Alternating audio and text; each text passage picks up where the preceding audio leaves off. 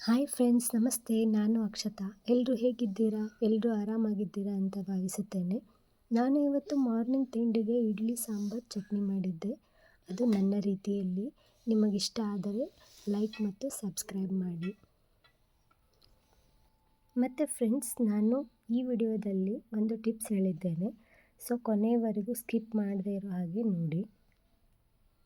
ಮೊದಲಿಗೆ ಕುಕ್ಕರ್ನಲ್ಲಿ ನಾನು ತೊಳೆದಿರುವ ತೊಗರಿಬೇಳೆ ಮತ್ತು ಸಣ್ಣದಾಗಿ ಹೆಚ್ಚಿಕೊಂಡಿರುವ ಟೊಮ್ಯಾಟೊ, ಈರುಳ್ಳಿ ಮತ್ತು ಆಲೂಗಡ್ಡೆಯನ್ನು ಹಾಕಿ ಚಿಟಿಕೆ ಅರಿಶಿನ ಹಾಕಿ ಅದಕ್ಕೆ ಬೇಕಾಗುವಷ್ಟು ನೀರನ್ನು ಹಾಕಿ ಬಾಯ್ಲ್ ಮಾಡಲಿಕ್ಕೆ ಇಡ್ತಾ ಇದ್ದೇನೆ. ಡೈರೆಕ್ಟ್ ಕುಕ್ಕರ್ನಲ್ಲಿ ಇಡುವುದು.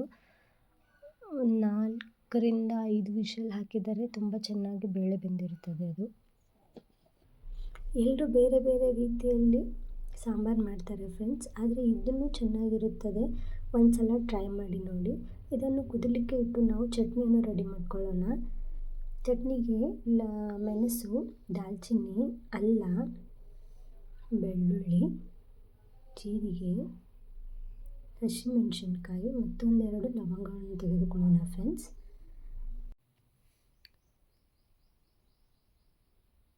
ಮತ್ತು 1 ಕಪ್ಪು ಪುಟಾಣಿ, ಹಸಿ ಕೊಬ್ಬರಿ, ಇವೆಲ್ಲ ಚಟ್ನಿಗೆ ಬೇಕಾಗಿರುವ ಪದಾರ್ಥಗಳು.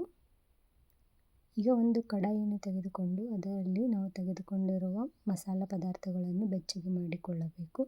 ನಂತರ ಹಸಿಮೆಣಸಿನಕಾಯಿ, ಬೆಳ್ಳುಳ್ಳಿ, ಅಲ್ಲವನ್ನು ಸಹ ಬೆಚ್ಚಗೆ ಮಾಡಿಕೊಂಡು ತೆಗೆದು ನಂತರ ಪುಟಾಣಿಯನ್ನು ಸಹ ಬೆಚ್ಚಗೆ ಮಾಡಿಕೊಳ್ಳಬೇಕು. ಪುಟಾಣಿಯನ್ನು ತೆಗೆದ ನಂತರ ನಾವು ತೆಗೆದುಕೊಂಡಿರುವ ಹಸಿ ಕೊಬ್ಬರಿಯನ್ನು ಸಹ ಬೆಚ್ಚಿ ಮಾಡಿಕೊಳ್ಳಬೇಕು.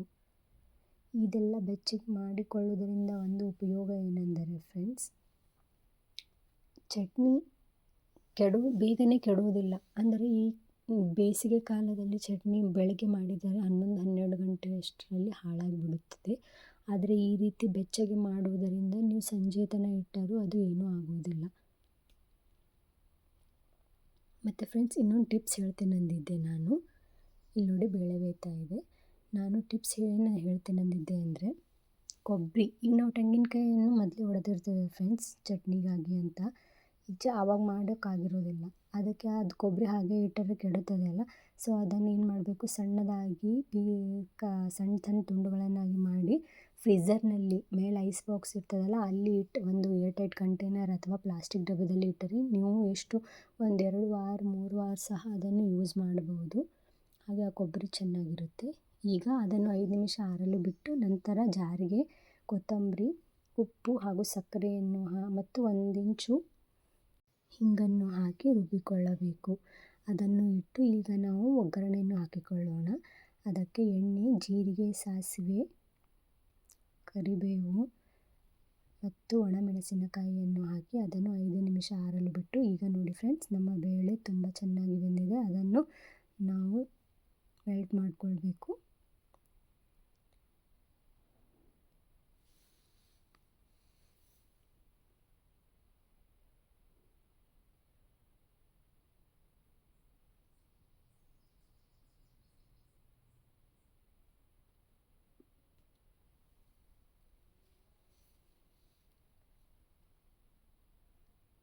ಈಗ ಇದು ಚಟ್ನಿ ಒಗ್ಗರಣೆ ಆರಿದೆ. ಇದನ್ನು ರುಬ್ಬಿಕೊಂಡಿರುವ ಚಟ್ನಿಯನ್ನು ಇದರಲ್ಲಿ ಹಾಕಬೇಕು. ನಮಗೆ ಎಷ್ಟು ಯಾವ ರೀತಿ ಗಟ್ಟಿ ಬೇಕು ಹಾಗೂ ತೆಳುವಾಗಿ ಬೇಕು ಅಂದರೆ ಅಷ್ಟು ನೀರನ್ನು ಹಾಕಿ ನಾವು ಅದನ್ನು ರೆಡಿ ಮಾಡಿಕೊಳ್ಳಬೇಕು. ತುಂಬ ಚೆನ್ನಾಗಿರುತ್ತೆ ಫ್ರೆಂಡ್ಸ್. ಎಲ್ಲ ಮಸಾಲ ಹಾಕಿರುತ್ತೇವಲ್ಲ, ಸೊ ಫ್ಲೇವರ್ ತುಂಬ ಚೆನ್ನಾಗಿ ಬರುತ್ತೆ. ಮತ್ತು ನೀವು ಫುಲ್ ಡೇ ಇಟ್ಟರೂ ಇದು ಏನೂ ಆಗುವುದಿಲ್ಲ. ಬೇಸಿಗೆಗಾಲದಲ್ಲಿ ಇದು ತುಂಬ ಉಪಯುಕ್ತವಾಗುತ್ತದೆ. ಹುರಿದು ಮಾಡಿಕೊಳ್ಳುವುದರಿಂದ ಚಟ್ನಿ ಹಾಳಾಗುವುದಿಲ್ಲ.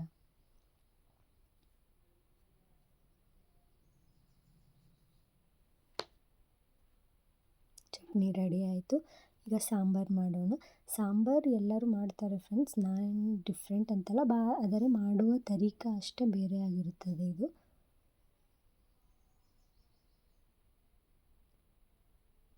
ಎಣ್ಣೆ, ಜೀರಿಗೆ, ಸಾಸಿವೆ, ಕರಿಬೇವು, ಬೆಳ್ಳುಳ್ಳಿ ಹಾಕಿ ಅದರಲ್ಲಿ ಹಸಿಮೆಣಸಿಗೆ ಹಾಕಬೇಕು. ಇದರಿಂದ ಫ್ಲೇವರ್ ತುಂಬ ಚೆನ್ನಾಗಿ ಬರುತ್ತೆ ಫ್ರೆಂಡ್ಸ್. 1-2 ಹಸಿಮೆಣಸಿಗೆ ಹಾಕಿ ನಂತರ ಅಚ್ಚ ಖಾರದ ಪುಡಿ ಹಾಕಬೇಕು. ಸಾಂಬಾರು ಕಲರ್ ತುಂಬ ಚೆನ್ನಾಗಿ ಬರುತ್ತದೆ.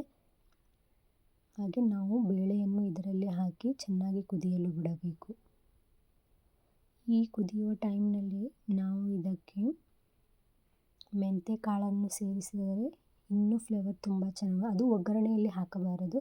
ಕುದಿಯೋ ಟೈಮ್ನಲ್ಲಿ ನಾವು ಮೆಂತ್ಯ ಕಾಳನ್ನು ಮತ್ತು ಸಾಂಬಾರ್ ಪೌಡರ್ ಹಾಗೂ ಉಪ್ಪು, ಬೆಲ್ಲ ಮತ್ತು ಹುಣಸೆ ರಸವನ್ನು ಹಾಕಿ ಚೆನ್ನಾಗಿ ಕುದಿಸಬೇಕು.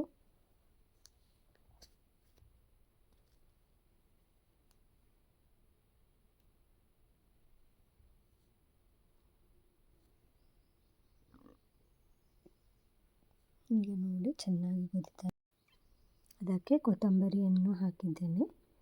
ಹಾಗೆ ಹಾಕಿ ಚೆನ್ನಾಗಿ ಕುದಿಯಲು ಬಿಡಬೇಕು.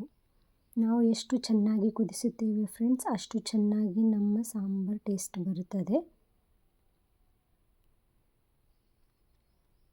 ಈಗ ಇದು ಕುದೀತಾ ಇದೆ. ನಾವು ಇಡ್ಲಿ ಬ್ಯಾಟರ್ ಚೆನ್ನಾಗಿ ಬಂದಿದೆ, ಅದನ್ನು ಇಡ್ಲಿ ಪಾತ್ರೆಗೆ ಹಾಕಿ ಇಡ್ಲಿಯನ್ನು ಹಾಕಿಕೊಳ್ಳೋಣ.